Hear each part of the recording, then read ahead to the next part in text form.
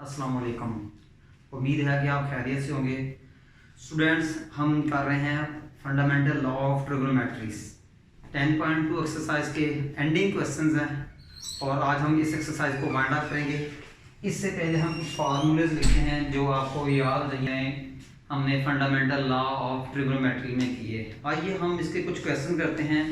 Question number 13 है student, इसका question number 13 देखें। इसमें आपको गिवन है अल्फा बीटा गैमा और angles of triangle ABC, then prove that cot alpha into cot beta plus cot beta into cot gamma plus cot gamma into cot alpha equal to 1। Student, इस type का question number 12 भी हम कर चुके हैं और इसी टाइप की एक एग्जांपल है जो हम क्वेश्चन नंबर 13 के बाद हम करेंगे।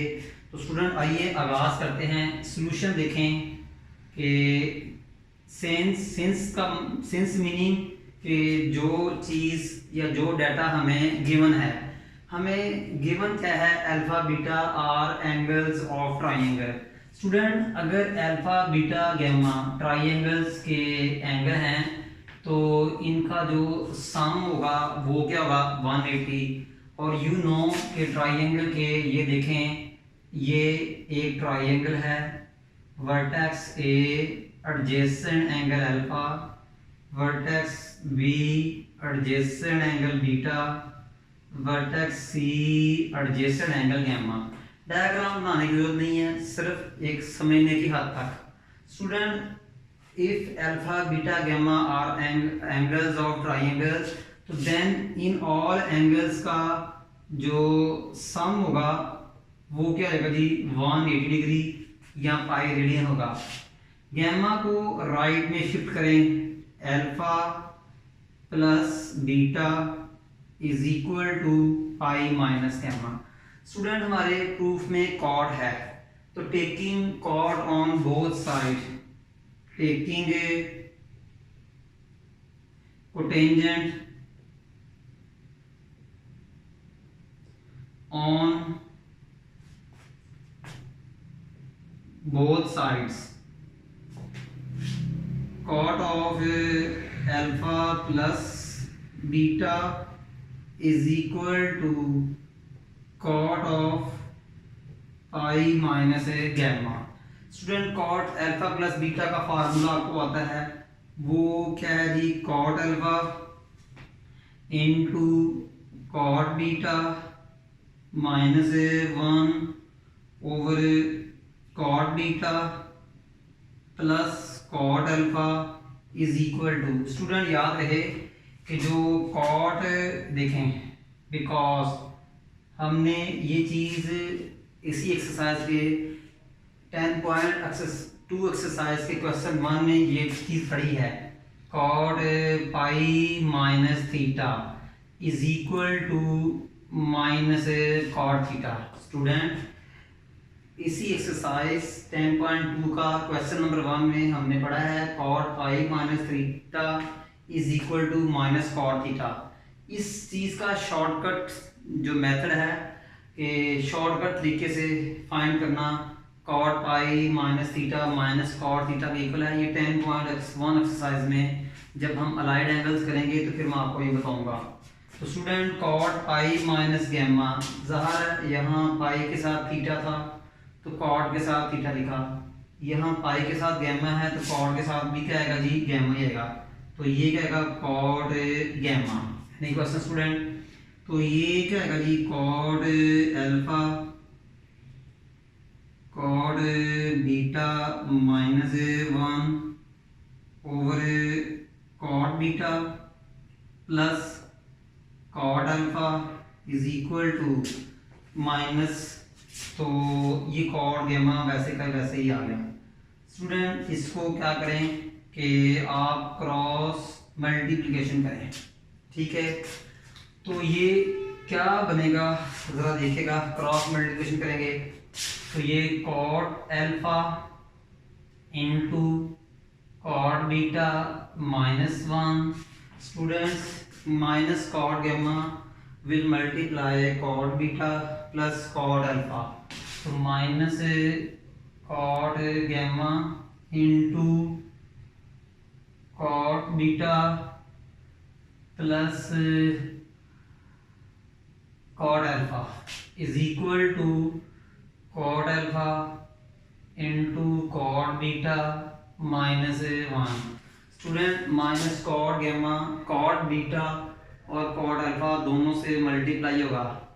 कीप इन माइंड कि ब्रैकेट के बाहर माइनस भी है जो कॉट बीटा और कॉट अल्फा की साइन को भी चेंज करेगी। तो minus cot beta cot gamma minus cot gamma into cot alpha. Student next step में आप क्या करेंगे कि इस टर्म को भी लेफ्ट हैंड साइड में लेके जाएंगे, इस टर्म को भी लेफ्ट हैंड साइड में लेके जाएंगे। स्टूडेंट नेक्स्ट टर्म में राइट हैंड साइड की जिन टर्म्स पे मैंने एरो लगाया है वो राइट हैंड साइड से मूव करके लेफ्ट हैंड में आ जाएंगी और राइट हैंड में कोई टर्म नहीं बचेगी तो हम जीरो लिखेंगे। तो ये क्या आएगा जी, cot alpha cot beta plus मैं ये टर्म लिख रहा हूँ जी cot beta into cot gamma. अब मैं इस टर्म को लिख रहा हूँ plus cot gamma into cot alpha और इसके साथ इस टर्म को आप राइट में लिख देंगे। -1 मूव करके राइट में जाएगा तो वो +1 बन जाएगा। तो देख लें स्टूडेंट्स, ये आपका जो है ना रिजल्ट प्रूफ हो चुका है। ठीक है स्टूडेंट, इसके बाद हम एक एग्जांपल करते हैं। वो एग्जांपल देखिएगा 10.2 एक्सरसाइज की एग्जांपल 5 है, वो देखें। ये बहुत ही इंपॉर्टेंट क्वेश्चन है। एग्जांपल 5 जी स्टूडेंट, एग्जांपल 5 पेज नंबर 324 पे ये एग्जांपल अब हम करेंगे। इसमें रिटर्न क्या है, alpha beta gamma are the angles of triangle ABC। आपने प्रूव क्या करना है, tan alpha into tan beta plus tan beta into tan gamma plus tan gamma into tan alpha equal to 1।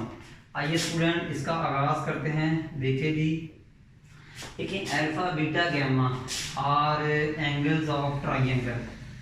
Same statement question number 13 में भी given थी, same statement question number 13 में भी given थी, बट यहाँ कुछ और प्रूव करना है, यहाँ कुछ और प्रूव करना है।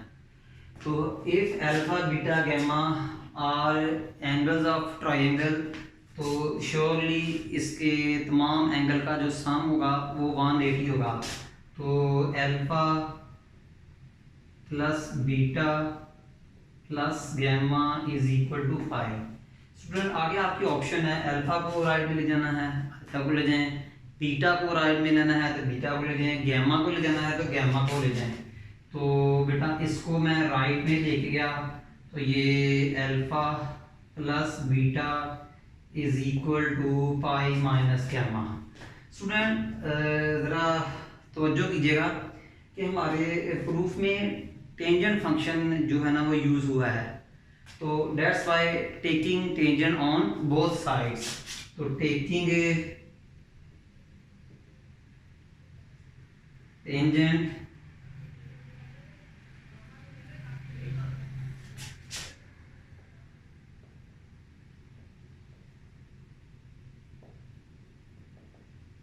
On both side. तो ये अब स्टूडेंट देखें हमारे एंगल का हाफ भी है, तो आप जो क्या है दोनों साइड पे को 2 पे डिवाइड भी करेंगे और टेंजेंट भी लेंगे। स्टूडेंट क्या करेंगे, राइट और लेफ्ट को 2 पे डिवाइड भी करेंगे और टेंजेंट भी लेंगे। 2 पे डिवाइड क्यों कर रहे हैं, हमारे प्रूफ में हर एंगल का हाफ है, अल्फा का भी हाफ है, बीटा का भी हाफ है और गैमा का भी हाफ है।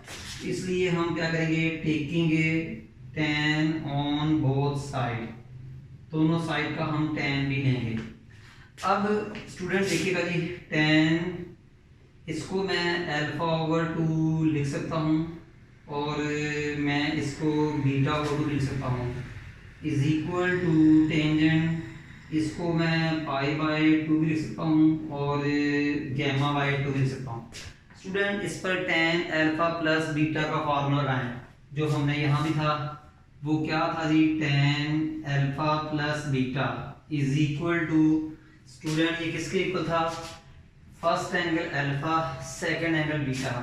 तो tan of first angle in plus tan of second angle 1 minus tan of first angle into tan of second angle. Here first angle is alpha by 2, second angle is beta by 2. तो ये क्या आएगा जी, tan of first angle plus tan of second angle over 1 minus tan of first angle into tan of second angle is equal to, student याद रखेगा कि because question number 1 में पढ़ा आपने tan pi by 2 minus theta. Student ये cot theta के equal होता है, और ये इसी एक्सरसाइज 10.2 के क्वेश्चन 1 में आपने ये पढ़ा था, tan pi by 2 minus theta is equal to cot theta होता है। जब हम 10.1 करेंगे उसमें जब मैं आपको अलाइड एंगल सिखाऊंगा तो ये शॉर्टकट तरीके से भी सिखाऊंगा कि लेफ्ट हैंड साइड को राइट हैंड में कैसे करना है। फिलहाल अभी आप याद रखें कि tan pi by 2 minus theta is equal to cot theta. तो स्टूडेंट ये क्या आएगा आपका जी, कॉट गैमा बाय 2 आ जाएगा। स्टूडेंट उम्मीद है आपको समझ लग गई होगी।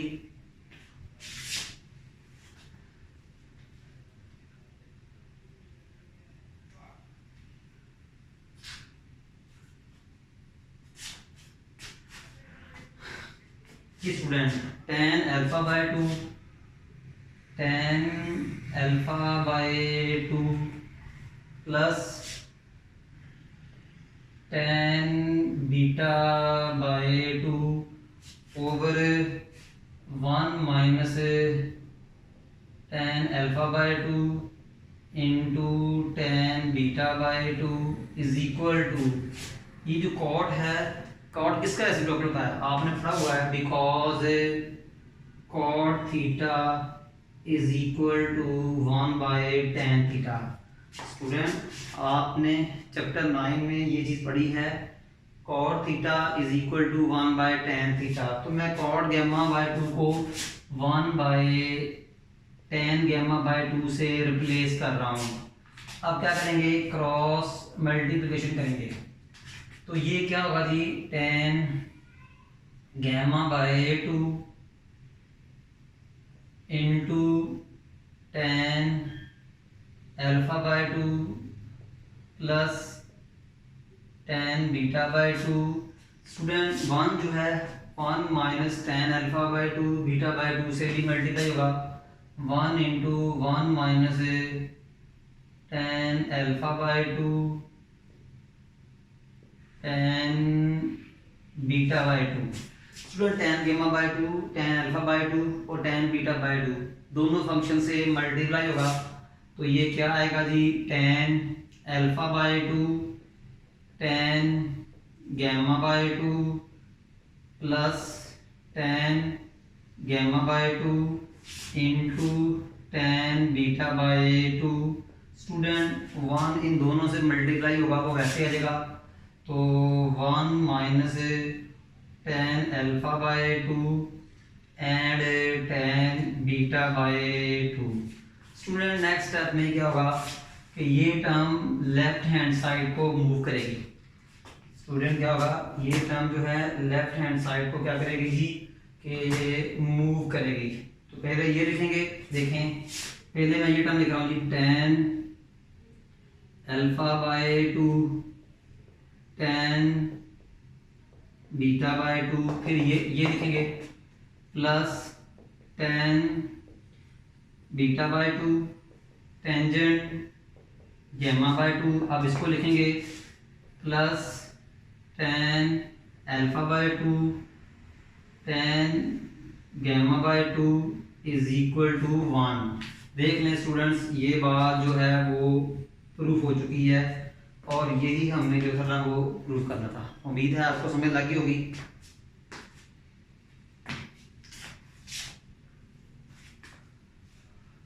नेक्स्ट जो है हमारा क्वेश्चन नंबर 40 और इसके साथ एक एग्जांपल है, एग्जांपल 6।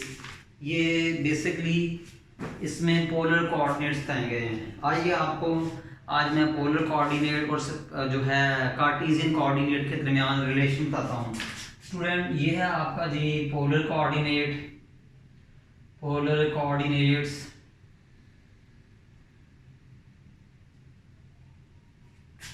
एंड जो है कार्टेशियन कोऑर्डिनेट।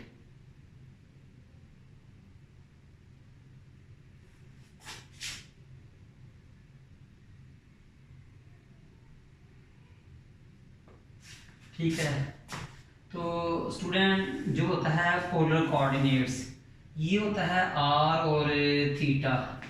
कार्टेशियन कोऑर्डिनेट्स होते हैं एक्स एंड वाई। याद रहे इसको हमने अब्सीसा भी कहा था, या हमने इसको एक्स कोऑर्डिनेट भी कहा था। ठीक है, और स्टूडेंट वाई को हमने क्या कहा था, ऑर्डिनेट कहा था, या हमने वाई को एक और नाम भी दिया था, वाई कोऑर्डिनेट कहा था।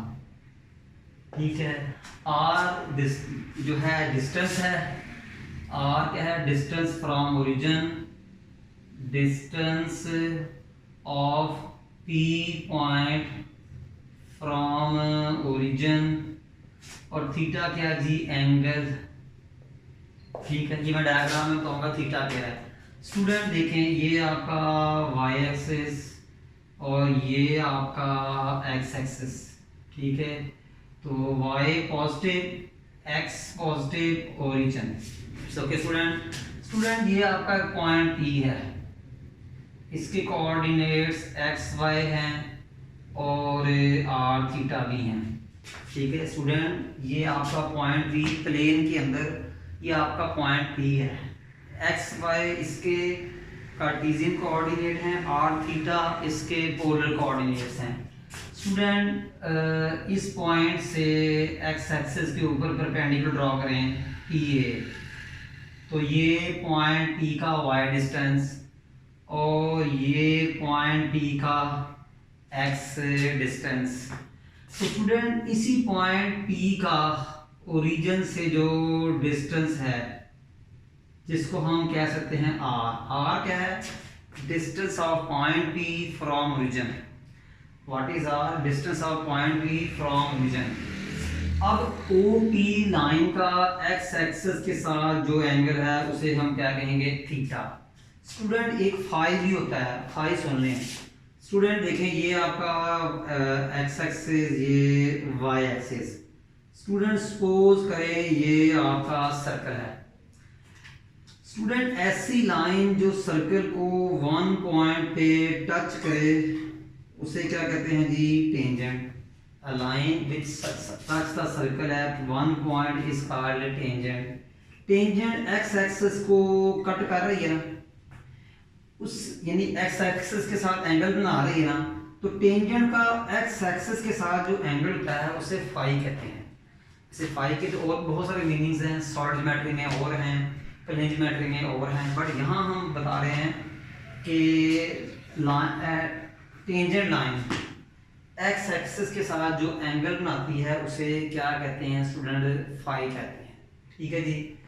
अच्छा स्टूडेंट, या अब मैंने क्या बनाया कि पोलर कोऑर्डिनेट्स और कार्टेशियन कोऑर्डिनेट्स के दरमियान रिलेशन बनाना है। ऐसे फॉर्मूले बनाने हैं कि जिसकी मदद से हम पोलर कोऑर्डिनेट्स में हो तो कार्टेशियन कोऑर्डिनेट में चले जाएं, कार्टेशियन कोऑर्डिनेट में हो तो पोलर में चले जाएं। आइए स्टूडेंट्स, अगर याद हो तो ये आपके सामने एक राइट एंगल ट्राइंगल बन गई है, triangle O P A is a right angled triangle.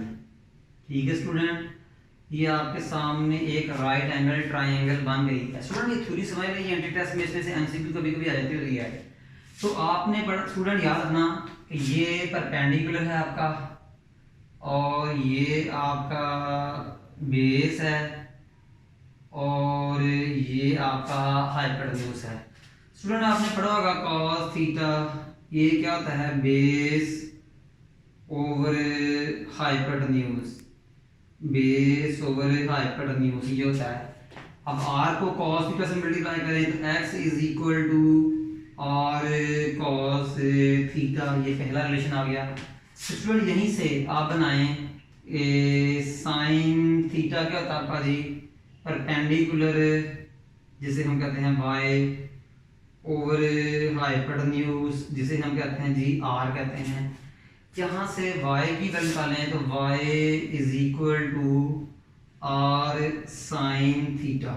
Student ये जो बॉक्स वाली इक्वेशन है, these are the relation between cartesian coordinate and polar coordinates. इसे इक्वेशन नंबर 1 कह दें, इसे इक्वेशन नंबर 2 कह दें। Equation number 1 2 are relation between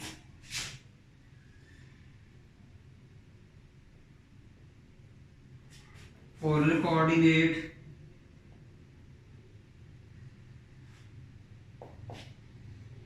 and polar coordinates and Cartesian coordinates।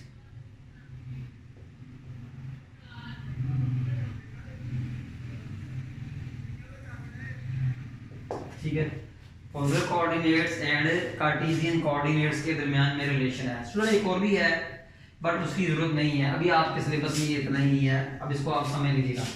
आइए स्टूडेंट अब हम करते हैं क्वेश्चन नंबर 14 देखें। क्वेश्चन नंबर 14 है तो इसका पार्ट नंबर 1 है क्या जी, 12 sine theta plus 5 cos theta, 12 sine theta plus 5 cos theta. Student ये आपके सामने एक एक्सप्रेशन है, आपके सामने ये एक ट्रिग्नोमेट्रिक एक्सप्रेशन है। इसको आपने r साइन थीटा माइनस 5 या इसको r साइन थीटा प्लस 5 की शक्ल में लिखना है।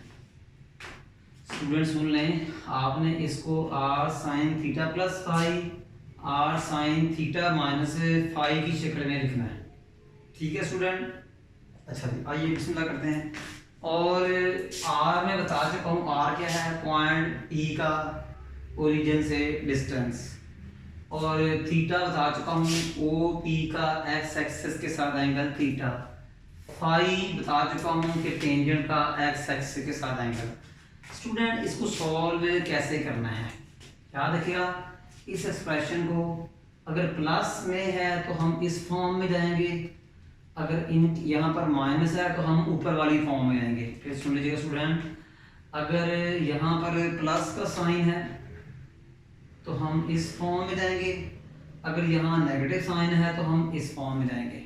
ठीक है स्टूडेंट, इसको करने का तरीका क्या है, देखें सबसे पहले देखें, आपने लेट कर दें या पुट कर दें। साइन थीटा का कोफिशिएंट क्या है 12, इसको आप r cos फाई कहेंगे। ठीक है, जो साइन का कोफिशिएंट है उसको r cos फाई कहेंगे। और स्टूडेंट cos थीटा का कोफिशिएंट क्या है 5, तो जो cos थीटा का कोफिशिएंट है उससे हम r साइन फाई कहेंगे। जो साइन थीटा का कोफिशिएंट है उसे r cos फाई कहेंगे, और जो cos थीटा का कोफिशिएंट है उसे r साइन फाई कहेंगे। इसे नंबर 1 कह दें, इसे नंबर 2 कह दें। स्टूडेंट ये हर क्वेश्चन में आपने सेम स्टेप परफॉर्म करना है कि साइन थीटा के कोफिशिएंट को r cos फाई का नेम देना है और cos थीटा के कोफिशिएंट को r साइन फाई का नेम देना है। अब स्टूडेंट नंबर 1 और 2 को सॉल्व करके आपने r और फाई फाइंड करना है। स्टूडेंट हर क्वेश्चन में नंबर 1 और 2 को सॉल्व करके आपने r और फाई मालूम करना है। तो कैसे करेंगे, number 1 square plus number 2 square. इसमें क्या करेंगे, लेफ्ट हैंड का स्क्वायर लेफ्ट हैंड में ऐड करेंगे, राइट हैंड का स्क्वायर राइट हैंड में ऐड करेंगे। तो लेफ्ट हैंड में क्या है 12 एंड 5, तो 12 square plus 5 square, right hand का स्क्वायर राइट हैंड में ऐड करेंगे, तो ये r cos 5 स्क्वायर और r sin 5 square. 12 square 144, 5 square 25, तो ये क्या आएगा r square cos square 5, r square sin square 5, तो ये क्या आएगा जी 169, r square common cos square 5 plus sin square 5, तो 169 equal to r square cos square 5 plus sin square 5 क्या होता है जी कि 1 होता है, तो 169 r स्क्वायर को 1 से मल्टीप्लाई किया, r स्क्वायर स्क्वायर रूट लिया तो 13 आ गया, स्क्वायर रूट लिया तो 13 है। अब स्टूडेंट हमने 5 फाइंड करना है, तो 5 के लिए हमेशा साइन वाली को कॉस वाली पे डिवाइड करें, कॉस वाली को साइन वाली पे डिवाइड कर सकते हैं, मगर आप साइन वाली करेंगे तो 5 के लिए भी यहाँ लिख देते हैं फॉर 5, तो नंबर 2 को डिवाइड करेंगे नंबर 1 पे, तो नंबर 2 ऊपर नंबर 1 नीचे, 5 equal to r sin 5 over 12 over r cos 5, r से कैंसल, साइन ओवर कॉस क्या होता है tan 5, साइन ओवर कॉस क्या होता है टेंजेंट 5 इज इक्वल टू 5/12, तो यहाँ से 5 क्या होगा टेंजेंट इनवर्स 5/12। अब स्टूडेंट गिवन एक्सप्रेशन को दोबारा पकड़ें, 12 sin theta plus 5 cos theta, ठीक है स्टूडेंट। अब देखें ये जो 12 है किसके इक्वल था r cos 5, तो यहाँ लिखेंगे जी r cos 5 और sin theta same as, plus 5 किसके इक्वल था r sin 5, r sin 5 और cos थीटा सेम एज, यहाँ से r कॉमन लेते हैं, r कॉमन लिया sin थीटा, r कॉमन लिया sin थीटा cos 5 प्लस cos थीटा sin 5,